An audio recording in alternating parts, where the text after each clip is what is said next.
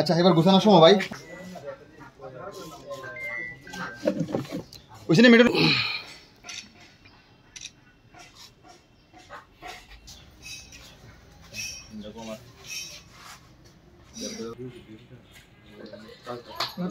সবাই মিলে করলে মোটামুটি টাকাটা যাতে একটা বান্ডিল করে সেটা করলে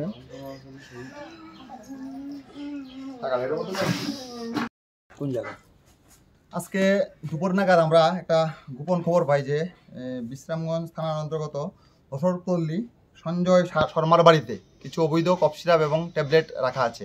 তো এই খবরটা পেয়ে আমরা ডিসিএম স্যারকে সঙ্গে নিয়ে এবং দুইজন সরকারি কর্মচারীকে উইটনেস সঙ্গে নিয়ে আমরা আজকে আমাদের বিশ্রামগঞ্জ থানার স্টাফ নিয়ে ওনার বাড়িতে আমরা রেড করি এবং আমরা প্রসিডিউর মতে আমরা রেড করে ওনার দোকান এবং ওনার বসত বাড়ি থেকে আমরা টোটাল 600 এসপি ট্যাবলেট প্লাজমোপক্সিবন ট্যাবলেট যেটা অবৈধ ট্যাবলেট এই ট্যাবলেট পেয়েছি।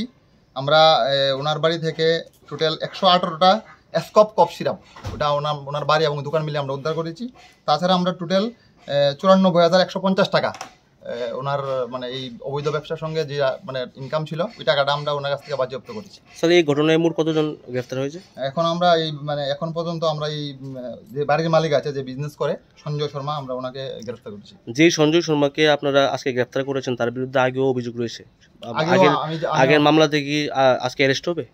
আগে আমাদের কাছে ওনার মধ্যে আগে কোনো সময় হতে পারে কিন্তু এখন আমাদের কাছে ওনার বিরুদ্ধে কোনো মানে এরকম কোনো ওয়ারেন্ট অথবা কোনো মামলা পেন্ডিং নেই থানাতে।